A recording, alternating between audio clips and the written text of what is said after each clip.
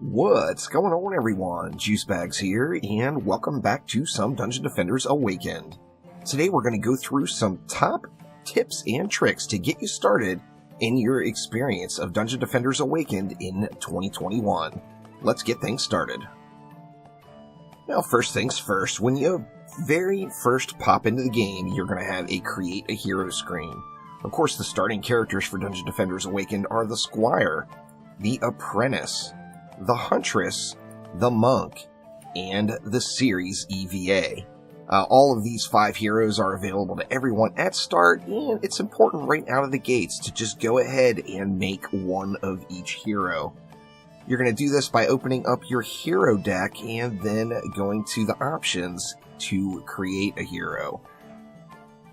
After you get all of your heroes made, you're going to want to prioritize which 4 main heroes do you want to have in your deck.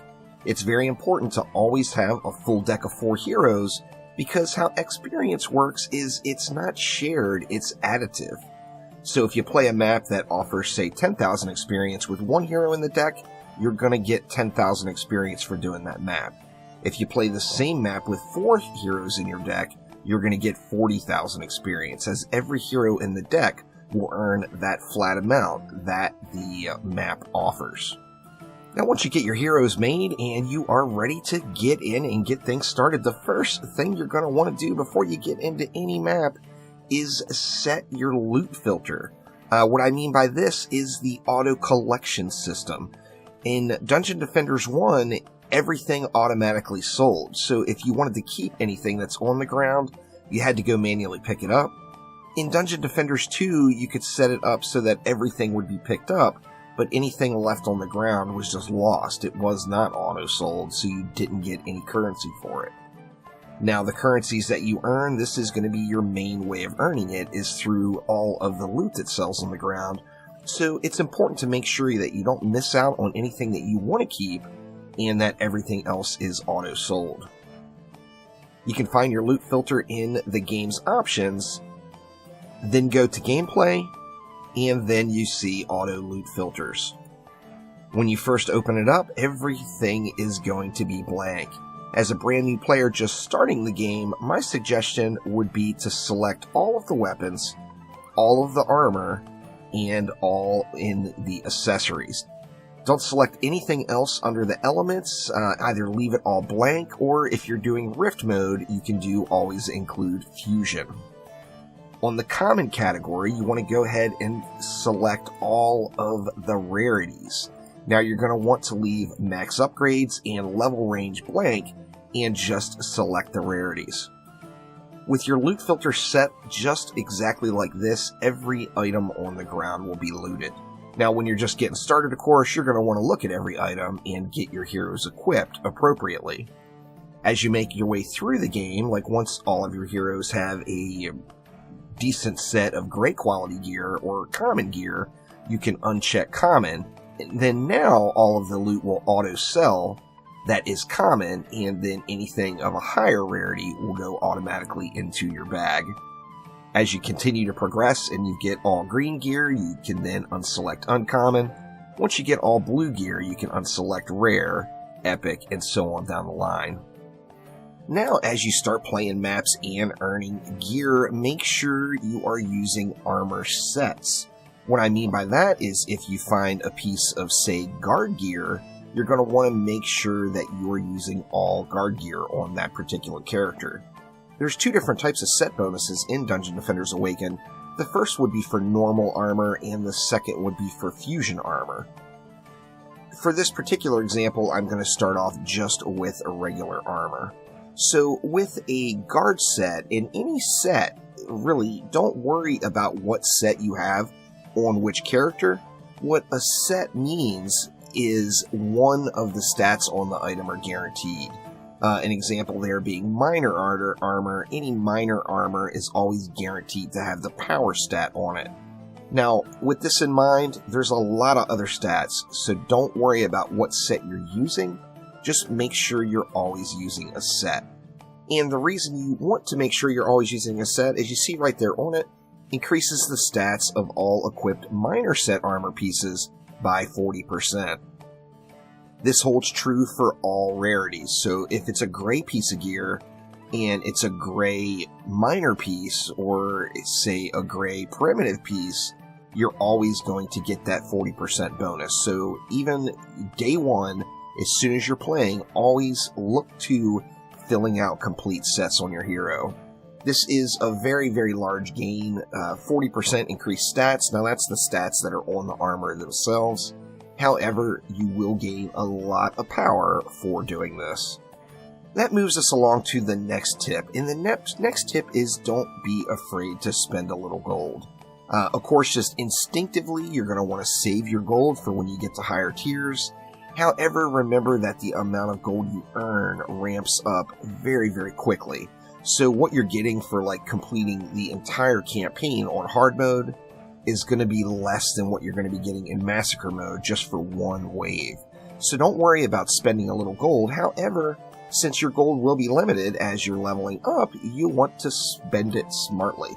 So wise spending of gold would mean always spend it on one of two things.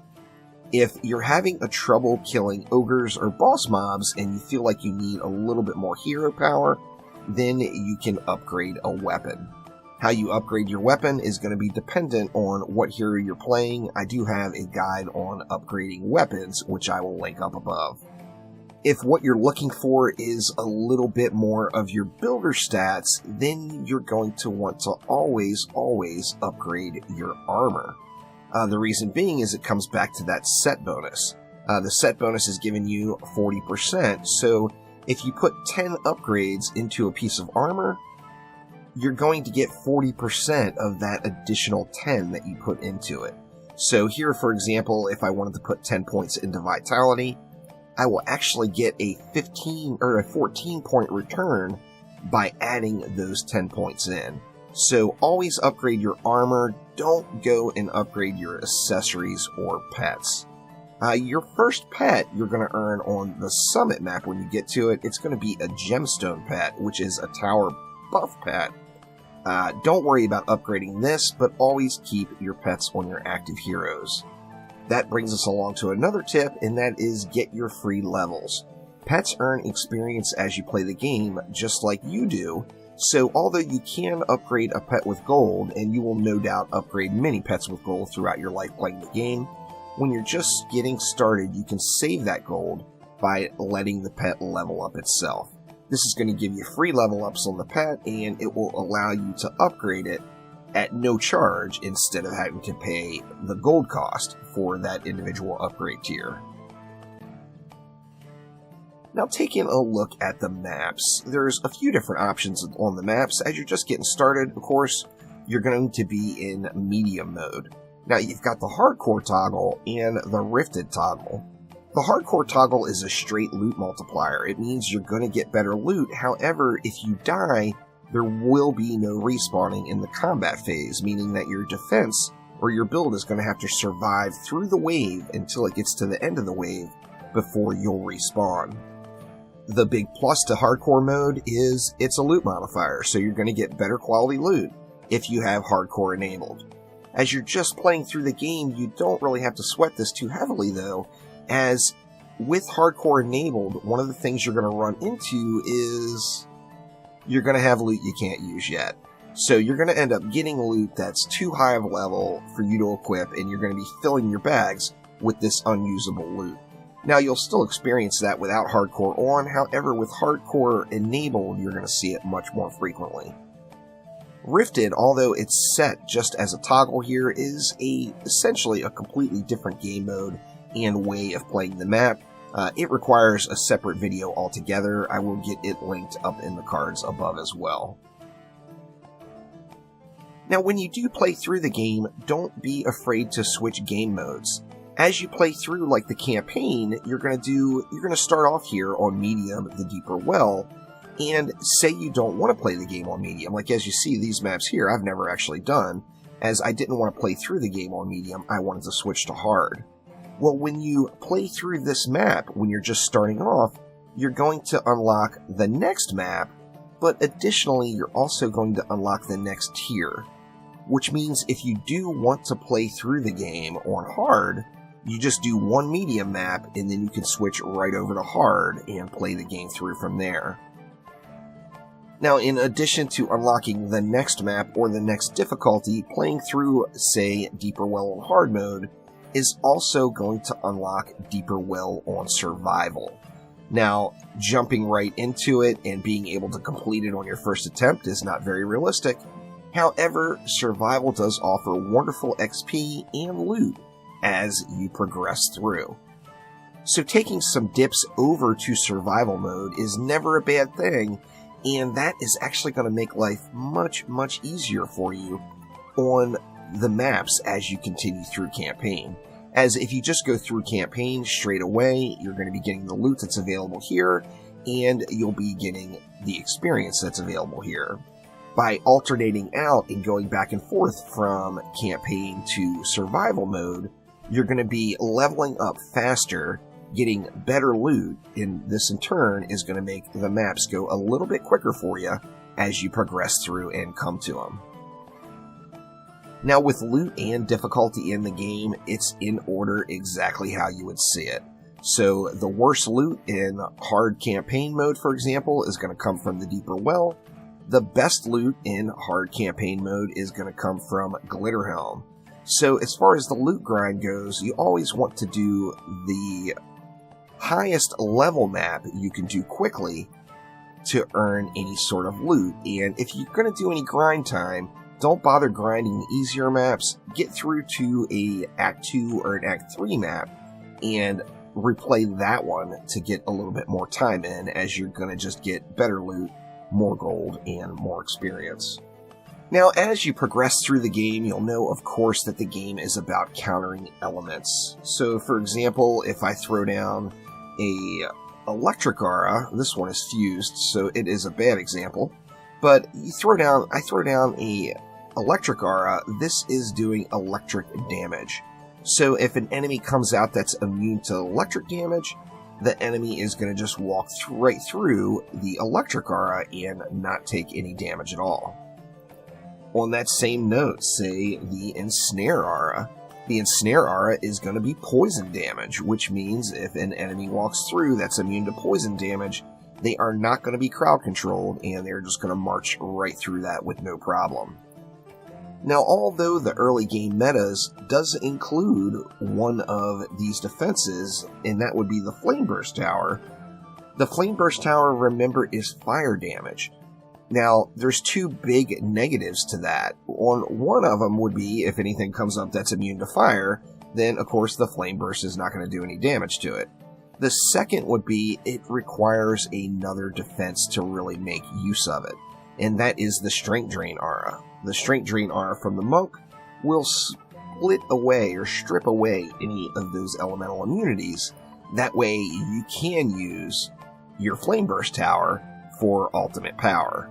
Now, the Flame Burst Tower is super strong early game, but besides being tied to an element, it has one other glaring issue, and that is the range. When you first start, the range on it is going to be just absolutely awful, and until you get some better range, you're going to have to put the Flame Burst Towers in places that you would not necessarily want them, and this could lead to them taking damage. Of course, a tower can be destroyed, and that would really be the weakness of the Flame Burst Tower. However, don't let that scare you off as you get some stats. The Flame Burst itself is amazingly strong early game as you're progressing through. Moving on to our next early game meta defense would be the Explosive Trap. Now, the Explosive Trap has the benefit of being physical damage. Now, physical damage prior to entering Massacre mode means there will never be an enemy that has physical immunity. That doesn't come to Massacre mode, and the strength here, of course, would be you have no counters to worry about. The downside of the Explosive Trap would be as you just start the game, it has very few charges. Although it is amazingly powerful and an AoE defense, so it's going to clear a lane, it doesn't have very many charges, which means it's going to require constant maintenance throughout, keeping those traps repaired or upgraded to survive through the wave. And this brings us to, in my opinion, what is the strongest early game defense, and that is without a doubt the Proton Beam. The Proton Beam is not affected by range in any way. It is physical damage, so you're never going to have to worry about elemental immunities. And additionally, early game, it has really terrible scaling with defense rate, meaning that you can focus on just one stat and get really good damage out of your Proton Beams. Now, Proton Beams are stackable. They will hit different enemies, so if you wanted to go with, say, something like this, or even this, or even that, each one of these Proton Beams is going to be doing damage individually, and that is going to add just lane melting power to any lane you have out there. So Proton Beams are definitely a huge, huge benefit early game, and a huge benefit late game as well once you get them all decked out. And then, last but not least, I wanted to talk about Transmogs, because you know you're playing a dang game that's got some customization to the way you look, so you're gonna want to look good while you do it. Any weapon or accessory that you find can be used as a skin on any other weapon or accessory, meaning that you come over to the blacksmith here and you can use transmogs on your items. If we look at my polearm, for example, you know, I'm a big Star Wars fan. I want to use my, it's not a lightsaber. However, that's not what this weapon is. This weapon is an entirely different weapon. However, I just like the way the lightsaber looks, so that's what I want to use. So by coming over to the blacksmith, you can then transmog any of those items to a different one. You can make it look like any item at all that you have found. Now, this is the same for accessories. So, of course, I'm using this fancy Jin hat here. I think it looks super, super snazzy. However, if we look at what I'm actually using a monocle and not using that Jin hat at all. So, by all means, look good while you're doing it and play around with the transmogs. You can move them whenever you want. It doesn't have a cost associated with it. So, have fun, go ham. If you've collected it and you like the way it looks, make sure you're using it as a transmog on any weapon that you prefer. So that will do it for now. There will be quite a few tutorial videos for Dungeon Defenders Awakened coming over the next couple of weeks, as Xbox launch is imminent and within the 2-week mark of hitting right now. But thank you all so much for watching. Don't forget to give me a thumbs up on the video. It really does help me out. And subscribe to the channel if you're new here, as there is always going to be a non-stop flow of Dungeon Defenders related information coming to the channel right here. So thanks again, y'all, and I will see ya next time around. Take it easy.